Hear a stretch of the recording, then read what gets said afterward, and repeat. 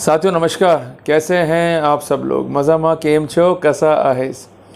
साथियों आज एक इम्पॉर्टेंट टॉपिक पर मैं डिस्कस करूंगा।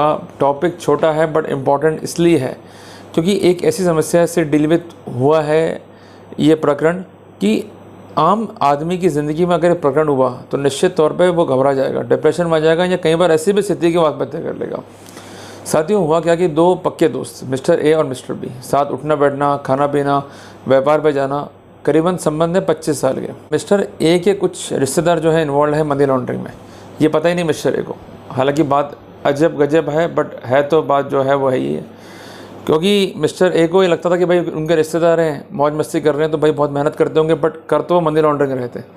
तो मिस्टर ए के पास उनके रिश्तेदार आते हैं जो मौज मस्ती वाले हैं कि भाई हमारा कुछ पैसा जो है आना है और हमारे खाते जो है वो प्रॉपर काम नहीं कर रहे हैं और थोड़ा बड़ा अमाउंट खाते में आएगा तो टैक्सेशन का इशू हो जाएगा, तो थोड़ी मदद करो बाबा, अपने खाते में जो है पैसा ले लो और हमको कैश दे दो।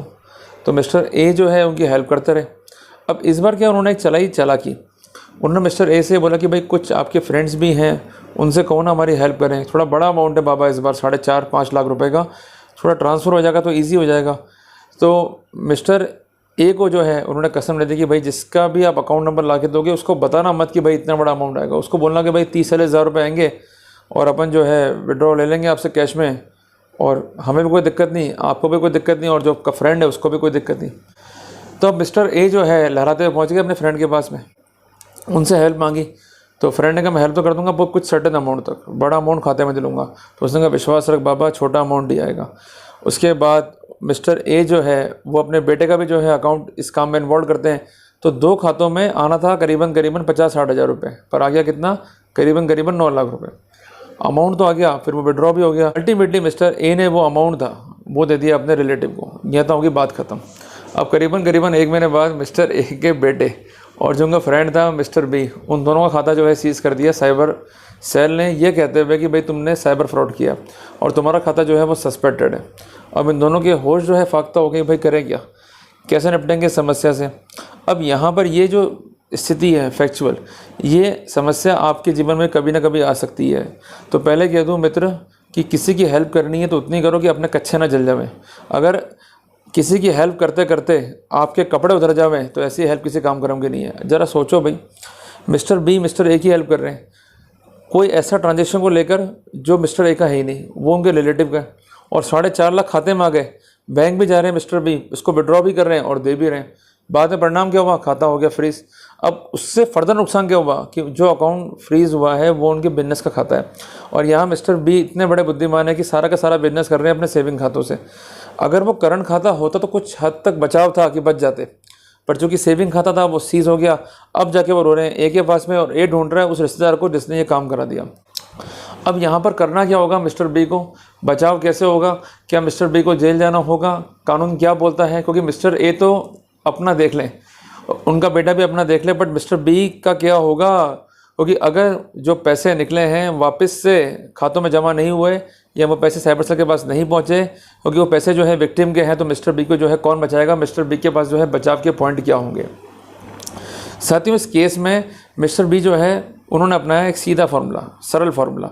वो सिंपल जाते हैं मिस्टर ए के पास, उनकी बीबी साथ में जाती है, वो छातियाँ पीटती है, चिल्लाते हैं, उनको सब गाली गलौज करते हैं। वो कहते हैं मैं क्या करूं बाबा, मुझे तो कहा था भाई नंडा अमाउंट है इसलिए डलवा दिया खाते में, अगर मालूम होता तो मैं डलवाता ही नहीं, मुझे छोड़ो बाबा। इस तरह की जब संवेदनाएँ या वेदना रिकॉर्ड पर आती है तो अब मिस्टर ए भी करें क्या।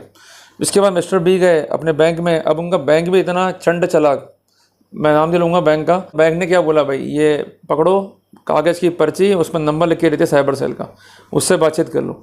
अब मिस्टर बी को जो है बात करना समझ में नहीं आ रहा कि बात करनी क्या है, वापस से गए मिस्टर ए के पास, और मिस्टर ए जो है चालाकी खेल रहे हैं अपने हिसाब से, अपने तरीके से। अब यहाँ वापस समझ नहीं आ रहा मिस्टर बी को क्या करें। अगर आप मिस्टर बी हो तो करना क्या है, ये आपको मैं स्पष्ट कर रहा हूँ, आप नोट कर लो सारी स्थितियों को।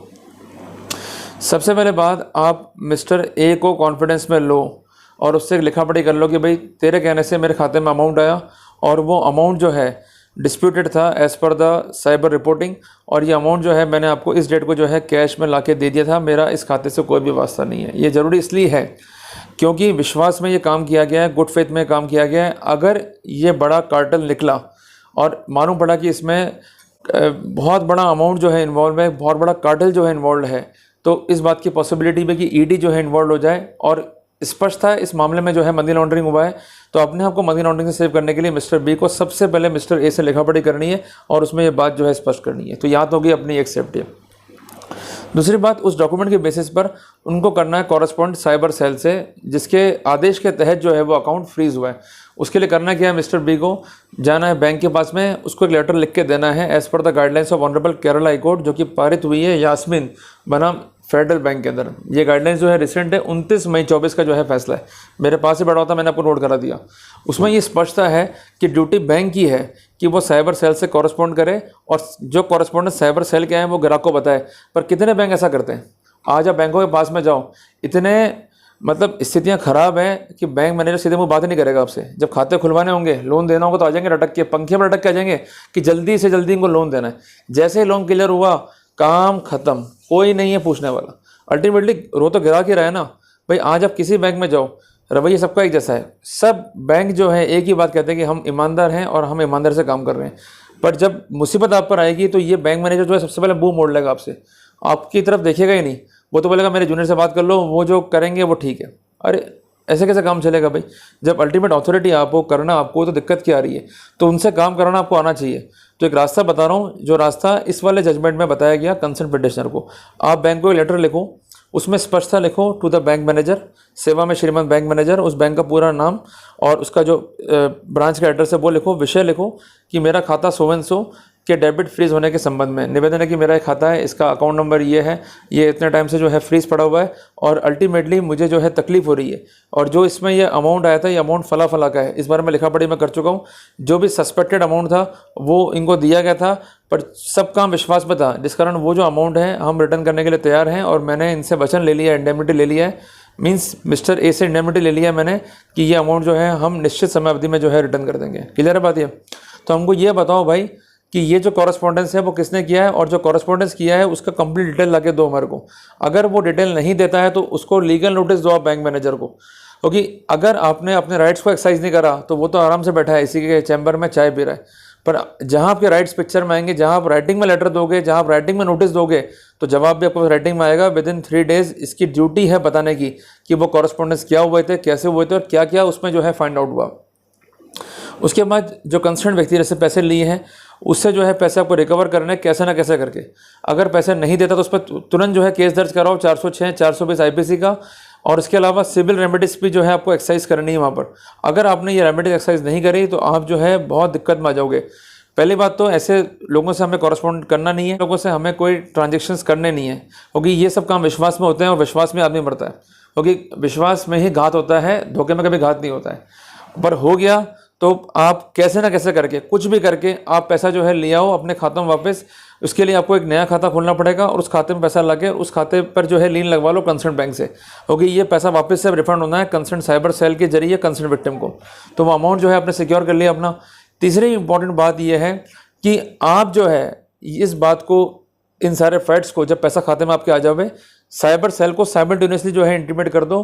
कॉरेस्पॉन्डेंस जो है आप करके रखो, जो कि यहाँ पर अगर मिस्टर बी ये काम नहीं करेंगे तो उनके लिए अल्टीमेटली जो है दिक्कत आ जाएगी।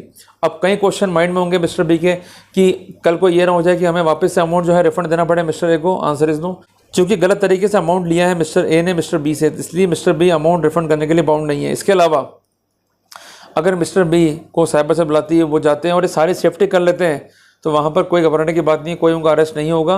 बट ये सेफ्टी प्रिकॉशंस जो है मिस्टर बी को लेकर चलने पड़ेंगे। अगर वो नहीं लेंगे तो उनके लिए दिक्कत हो जाएगी। तो कुल मिला के मिस्टर बी को या आपका ही मैं केस खेलूँ, सिंपल सी बात है, इन चीज़ों का ध्यान रख लो, वर्कआउट कर लो, कोई तकलीफ नहीं आनी है और कोई डरने की ज़रूरत नहीं है आपको।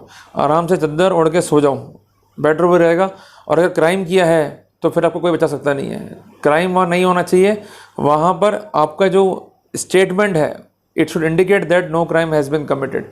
अगर आप में समझदारी है, क्लेवरनेस है, कन्विंस करने की पावर है और इंडिकेटिव चीज़ें आप कर रहे हो, तो वहाँ पर इजीली जो है आपका वर्कआउट हो जाएगा। पूरे पैसे निकल गए, आपने खर्च भी कर दिए, तो किसी से अरेंज करो, पैसा जो है दोबारा जमा करा दो, या कैसे ना कैसे करके बैंकिंग इंस्ट्रूमेंट से ही पैसा अरेंज करो और अमाउंट जो है जमा करा दो, तो आपके लिए ईजी रहेगा। Otherwise you might be in hot waters. तो चीज़ें सिंपल है, कर लोगे तो बच जाओगे, अकाउंट भी खुल जाएंगे, नहीं करोगे तो वहाँ पर दुख जो है आपको भोगना पड़ जाएगा। तो उम्मीद करता हूँ कि मिस्टर बी को लेकर जो मैंने आपको थोड़ी समझाई, तरीका समझाया, पैटर्न समझाया, उसको फॉलो करेंगे ताकि आपके जो राइट्स हैं वो अफेक्ट ना हो concerning the cyber crimes, concerning the cyber frauds. Clear हो गया आपको साथियों? जल्दी मिलते हैं एक नए टॉपिक के साथ। टिल देन जय हिंद, जय भारत, जय श्री राम, जय बालाजी की।